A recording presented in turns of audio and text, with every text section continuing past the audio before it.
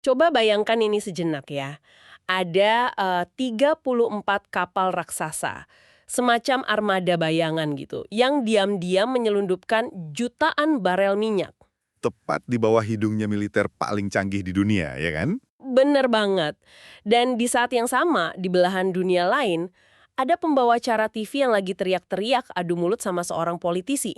Cuma gara-gara satu kata yang berujung pada penahanan oleh pihak imigrasi. Iya, kedengarannya kayak dua plot film yang beda banget kan.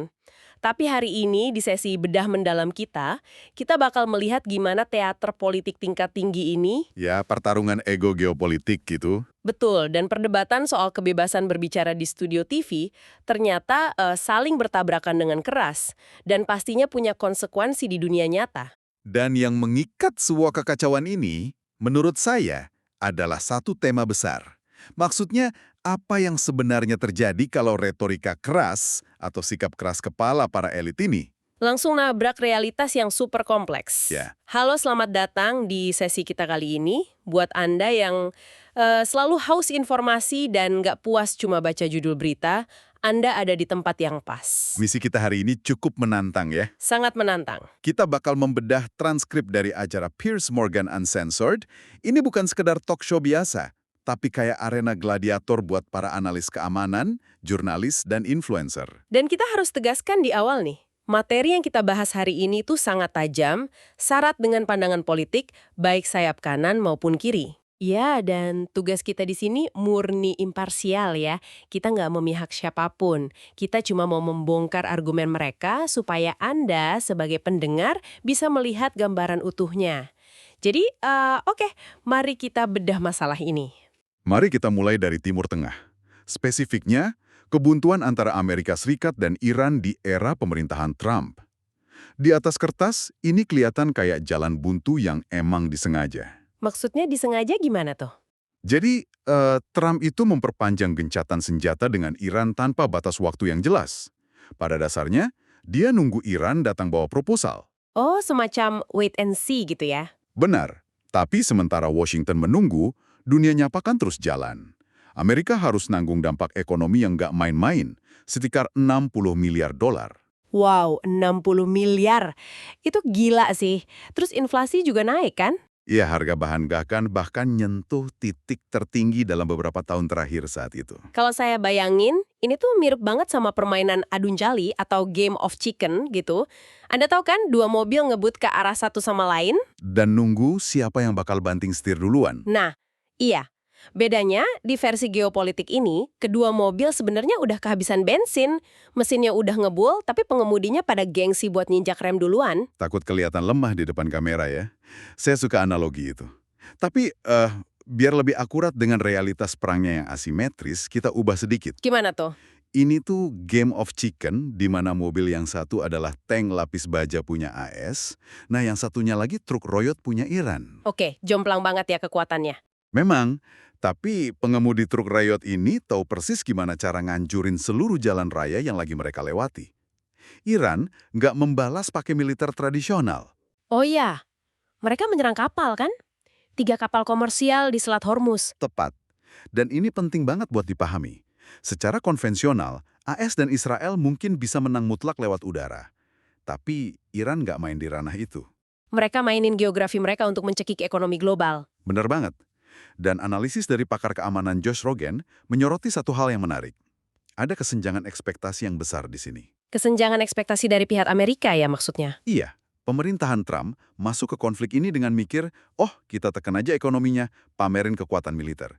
Nanti rezimnya pasti runtuh atau nyerah dalam hitungan minggu. Tapi ternyata realitasnya nggak seindah itu ya. Pemimpin Iran malah kelihatan rela ngebiarin ekonomi mereka sendiri hancur lebur demi nahan posisi tawar mereka.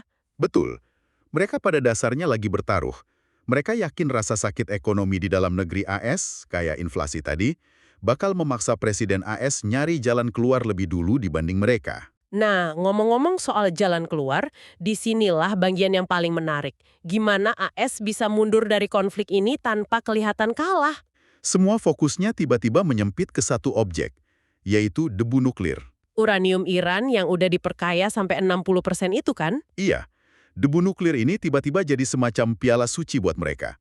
Idenya adalah, kalau Trump bisa mengamankan uranium itu, dia bisa pidato di depan rakyatnya. Terus klaim kalau dia udah menyelamatkan dunia dari ancaman nuklir gitu. Tepat sekali. Dan itu diharapin bisa nyuci bersih semua kekacauan ekonomi yang udah terjadi. Terus solusinya gimana? Senator Rand Paul kalau nggak salah nyaranin pendekatan diplomasi ya? Benar. Rand Paul bilang, ya udah, cabut aja sanksi ekonominya, tapi tukar sama uranium itu.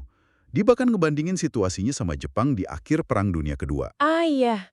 Dia mengingatkan kalau meskipun Jepang udah hancur lebur saat itu, armada abis dan 2 kota kena bom atom, kabinet kekaisaran mereka tuh tetap nolak buat nyerah kan? Betul, mereka masih nunggu titah langsung dari Kaisar. Poin dari Rand Paul adalah, kita nggak bisa naif secara historis. Mengharapkan negara kayak Iran buat tiba-tiba nyerahin aset paling berharga mereka cuma karena ditekan secara ekonomi, itu mustahil ya? Harus ada jalan keluar yang menyelamatkan muka rezim mereka. Nih, ngebandingin Iran sekarang sama Jepang di Perang Dunia Kedua tuh, rasanya terlalu menyederhanakan masalah. Gimana maksudnya? Ya, Jepang waktu itu kan udah bener-bener kalah perang total. Sementara Iran sekarang gak dalam posisi kalah perang militer. Nah, disinilah saya merasa argumen dari Tom Sawyer, mantan perwira Angkatan Laut itu, terasa jauh lebih masuk akal. Oh, yang soal perbandingan dengan Libya dan Korea Utara. Iya, Sawyer ngebawa kita ke realitas yang agak kelam tentang kenapa Iran itu sampai kapanpun gak bakal pernah nyerahin nuklirnya secara sukarela. Ini murni tentang kelangsungan hidup sebuah rezim ya? Benar. Coba kita lihat Muammar Gaddafi di Libya. Dia pilih jalur diplomasi, nyerahin senjata pemusnah massalnya ke barat. Terus apa yang terjadi beberapa tahun kemudian? Rezimnya digulingkan dan dia dibunuh di jalanan. Nah, itu dia. Sekarang bandingin sama Korea Utara yang ngotot mempertahankan nuklirnya. Sampai hari ini, dinasti Kim masih berkuasa karena dunia terlalu takut buat mulai perang nuklir.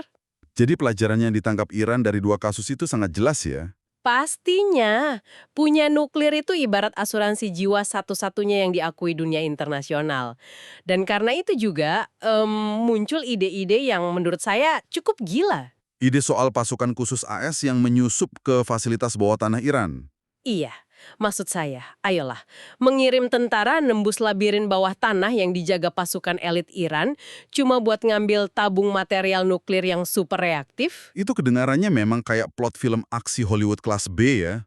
Bener banget. Sangat mustahil diaplikasikan di dunia nyata tanpa memicu perang besar. Tapi faktanya bahwa ide seabsurd itu sempat dibahas, itu nunjukin seberapa putus asanya mereka nyari celah buat mundur. Tapi masuk akal.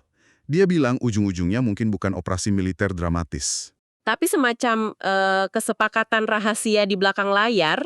Tepat. Semacam kesepakatan main mata, wink-wink, not-not gitu. Iran diam-diam ngebiarin AS nemuin atau nyita sebagian kecil dari debu nuklir itu. Oh, jadi dikasih kemenangan kecil gitu ya. Terus sebagai gantinya Iran dapat apa? AS bakal mencairkan aset miliaran dolar milik Iran yang dibekukan di bank global, dan Iran setuju buat berhenti bikin onar di Selat Hormuz. Win-win solution secara politik ya. AS dapat bukti fisik buat menghindari kesalahan kayak di Perang Irak dulu. Di mana mereka ngeluarin triliunan dolar buat nyari senjata yang ternyata fiktif. Dan di sisi lain, Iran dapat duitnya balik tanpa harus kelihatan tunduk. Dua-duanya bisa pulang kampung dan ngaku menang.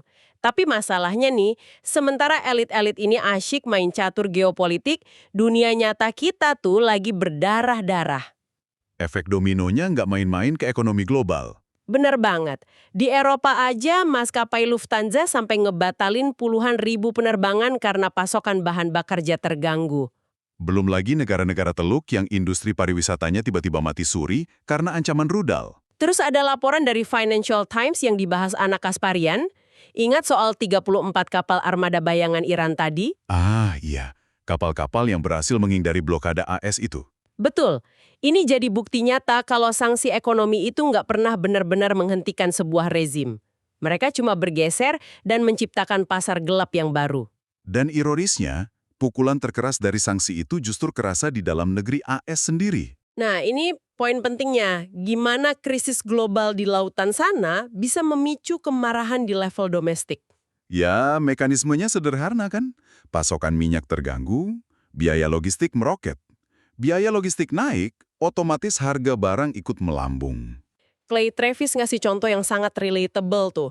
Warga kelas pekerja ngeluh karena harus bayar sampai $50, sekitar 700 ribuan, cuma buat makan malam keluarga di restoran cepat saji. Ketika orang biasa merasa dompet mereka diperas demi mendanai konflik geopolitik yang nggak mereka pahami, disitulah rasa frustrasi muncul. Dan rasa frustrasi ini memicu keretakan politik yang parah ya. Kita lihat tokoh konservatif besar kayak Tucker Carlson sampai minta maaf secara publik. Dia merasa dikhianati kan? Karena janji awal Trump kan mau mengakhiri perang abadi, tapi malah memicu konflik baru. Betul. Terus ada anggota Kongres Lauren Boebert yang nge-eko kekecewaan ini. Dia terang-terangan bilang konstituennya tuh nggak peduli sama perang di Timur Tengah. Mereka mau pemerintah fokus urus jalanan dan infrastruktur di rumah sendiri ya? Iya, dan yang menarik, Boebert juga bawa-bawa isu visa. Buat Anda yang mungkin belum tahu, visa ini undang-undang pengawasan intelijen asing di AS. Niat awalnya buat mengawasi ancaman dari luar kan? Betul, tapi banyak politisi konservatif yang marah karena merasa alat ini udah disalahgunakan buat memata-matai warga negaranya sendiri. Dan di titik inilah kita nemuin benang merahnya. Coba bayangin, masyarakat udah terjepit masalah ekonomi, harga pangan naik, ditambah rasa curiga kalau pemerintah mengawasi mereka. Kemarahan itu pasti butuh tempat pelampiasan kan? Tepat, kekecewaan domestik ini jadi bensin yang menyulut retorika ekstrim di ruang publik. Orang jadi super polar, super sensitif. Dan batas-batas kesopanan atau diplomasi di media langsung hancur berantakan. Nah, ini jembatan yang pas banget buat ngebahas paruh kedua diskusi kita. Yang membawa kita langsung ke studio televisinya Piers Morgan. Betul banget. Di tengah iklim politik yang udah mendidih ini, kita disuguhi perdebatan tajam tentang kebebasan berekspresi. Melibatkan Valentina Gomez dan Sami Hamdi ya. Iya, keduanya merasakan langsung konsekuensi dari retorika mereka, dan ini memaksa kita bertanya, di mana sih negara demokrasi itu harus menarik garis batas kebebasan berpendapat? Mari kita bedah kasus Valentina Gomez dulu. Dia ini influencer sayap kanan yang ikut pemilihan politik di Texas. Dan dia kalah telak ya, selisih 49 poin kalau nggak salah. Benar, penolakan yang luar biasa besar dari pemilihnya sendiri. Tapi yang bikin heboh adalah ketika dia dilarang masuk ke Inggris. Oh, yang mau datang ke acara rally Tommy Robinson itu? Iya, Menteri Dalam Negeri Inggris, Shabana Mahmood, secara resmi melarang dia masuk. Dan respons Gomez inilah yang memicu kontroversi panjang. Piers Morgan nangkep banget ironi di kejadian ini. Gomez ini kan aslinya lahir di Kolombia, lalu pindah ke AS. Terus dia dengan gampangnya nyebut Shabana Mahmood sebagai Muslim Pakistan yang kotor. Dan Piers langsung nyerang kontradiksi itu. Dia nekanin kalau Mahmood itu lahir di Birmingham. Dia warga negara Inggris tulen. Sementara Gomez, yang notabene adalah imigran di Amerika, berani-beraninya mendikte siapa yang lebih pantas jadi warga Inggris cuma berdasarkan ras dan agama. Kasus ini jadi contoh jelas gimana pemerintah Inggris punya batas toleransi nol terhadap apa yang mereka sebut sebagai ujaran kebencian murni. Nggak peduli mau berlindung di balik tameng kebebasan berbicara sekalipun ya. Betul. Nah, kalau kasus Gomez ini batasannya jelas, kasus Sami Hamdi nawarin area abu-abu yang jauh lebih rumit. Ini soal keamanan nasional kan? Sami Hamdi ini jurnalis yang ditahan oleh ICE, pihak imigrasi AS, selama 2 minggu penuh. Dan penahanannya bukan karena tindakan teror atau fisik, tapi gara-gara satu pidato yang dia sampaikan pada 23 Oktober. Iya, pihak keamanan AS nge-highlight momen pas dia nanya ke audiens, berapa banyak dari Anda yang merasakan euforia terkait peristiwa 7 Oktober? Pemilihan kata euforia itu yang jadi sasaran tembaknya. Tapi Hamdi ngebela diri kan, dia bilang videonya sengaja dipotong sama lawan politiknya buat ngilangin konteks. Betul. Dia berargumen kalau euforia yang dia maksud bukan perayaan atas jatuhnya korban sipil. Terus, apa dong maksudnya? Menurut Hamdi, sebelum kejadian itu, negara-negara Arab hampir tanda tangan perjanjian normalisasi dengan Israel yang bakal benar-benar ngehapus isu Palestina dari peta diplomasi dunia. Oh, jadi euforia itu perasaan lega karena si Palestina akhirnya kembali dibicarakan di panggung dunia. Tepat. Setidaknya itu pembelaannya. Dan Hamdi nggak cuma main retorika aja. Pas berhadapan dengan narasi dari Gomez yang pukul rata mengaitkan miliaran muslim dengan kejahatan, Hamdi pakai data. Nah, ini dia. Dia bawa statistik resmi dari Bureau of Justice AS dan lembaga statistik di Inggris kan? Iya. Datanya nunjukin dengan jelas kalau mayoritas kejahatan kekerasan itu bukan dilakukan oleh orang dengan agama tertentu. melainkan oleh orang yang dikenal sama korbannya sendiri atau dari kelompok mayoritas di negara tersebut gitu. Betul. Intinya, Hamdi membuktikan bahwa kejahatan itu nggak punya agama atau ras. Kejahatan lebih didorong oleh kedekatan atau kesempatan. Oke, pakai data buat matahin stereotip itu emang cerdas banget, tapi disinilah bagian yang menurut saya sangat menarik. Bagian mananya tuh? Saya mau coba posisikan diri sebagai devil's advocate terkait pembelaannya soal kata euforia tadi. Coba kita lihat timeline-nya ya. Oke, mari kita tarik mundur. Pidato itu diberikan tanggal 23 Oktober. Itu 2 minggu persis setelah tragedi yang nelan lebih dari 1.200 korban jiwa sipil. Dalam 2 minggu itu, dunia udah lihat dengan jelas kengerian yang terjadi. Bener banget. Ketika seorang jurnalis yang pintar menggunakan kata bermuatan emosional sekuat euforia di masa yang masih sangat berdarah, terus pas dikritik dia berlindung di balik alasan, oh, konteks geopolitik saya dipotong. Andi berasa itu terdengar seperti alasan untuk lari dari tanggung jawab. Iya, maksud saya apakah kebebasan berpendapat bisa jadi tameng mutlak buat menghindari konsekuensi sosial? Atau seharusnya seorang pembicara publik itu bertanggung jawab penuh atas dampak dari diksi provokatif yang dia pilih secara sadar? Itu sebenarnya pertanyaan yang lagi mendefinisikan era kita saat ini ya. Gimana tuh? Kalau kita hubungkan kasus Hamdi, Gomez, dan semua yang kita bahas dari awal, ini bukan lagi cuma soal sensor dari negara. Tapi juga hukuman sosial ya? Betul. Demokrasi liberal kayak AS dan Inggris itu lagi setengah mati bergulat nyari garis pembatas. Mana kebebasan berbicara yang sah dan dilindungi, dan mana ucapan yang murni hasutan kebencian atau ancaman keamanan. Dan garis batas itu rasanya terus kegeser-geser ya, tergantung siapa yang lagi ngomong. Sangat dinamis. Wah, perjalanan kita hari ini panjang juga ya. Dari perairan tegang di Selat Hormuz, di mana penolakan buat mundur ngancurin rantai pasokan dan bikin harga makan malam Anda melonjak naik, Terus kemarahan ekonomi itu merembet ke dalam negeri, bikin polarisasi makin parah. sampai akhirnya meledak jadi perang retorika di layar TV soal ras, agama, dan hak untuk berbicara. Dan keduanya, baik geopolitik di laut sana maupun perang budaya di studio TV, nunjukin satu bahaya besar dari yang namanya absolutisme. Maksudnya, ketika nggak ada ruang buat kompromi. Betul. Ketika negara bersenjata atau influencer ngerasa kalau kompromi itu adalah tanda kelemahan, maka realitas kompleks yang ada di tengah-tengah itu yang selalu jadi korban pertamanya. Buat Anda yang masih mendengarkan, inilah alasan kenapa kita repot-repot membedah semua informasi ini. Di balik setiap cuitan marah di media sosial, atau di balik setiap kebijakan yang kedengarannya patriotik, Selalu ada lapisan motif tersembunyi, data, dan sejarah yang sengaja nggak diceritakan ke Anda. entah itu soal armada kapal bayangan, obsesi sama debu nuklir, atau bahkan permainan statistik kejahatan. Mereka menyederhanakan masalah itu cuma buat bikin Anda marah dan milih kubu mereka. Mengetahui nuansa abu-abu dari semua ini adalah jalan pintas Anda buat nggak gampang dimanipulasi. Bener banget. Nah, sebelum kita tutup, ada pemikiran terakhir yang mau dibagikan? Ada satu hal yang sangat provokatif dari semua sumber kita hari ini, tapi mungkin belum terucap secara langsung. Apa tuh? Kita ini lagi ngelihat ekosistem dunia yang digerakkan oleh tokoh-tokoh yang setengah mati nolak buat kehilangan muka, nolak buat ngaku salah. Baik di meja perundingan nuklir maupun di depan kamera TV ya. Nah, pertanyaannya, kalau seluruh tatanan geopolitik dan ruang publik kita ini dibangun di atas ego yang pantang mundur, apa yang bakal terjadi pas akhirnya semua orang benar-benar kehabisan ruang untuk mundur? Wah, itu pertanyaan yang bikin merinding sih.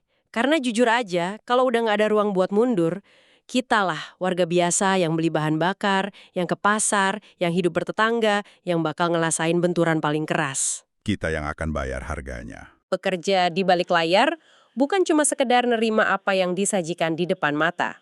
Dan teruslah menganalisis dunia dengan mata yang kritis. Sampai jumpa di penjelajahan kita berikutnya.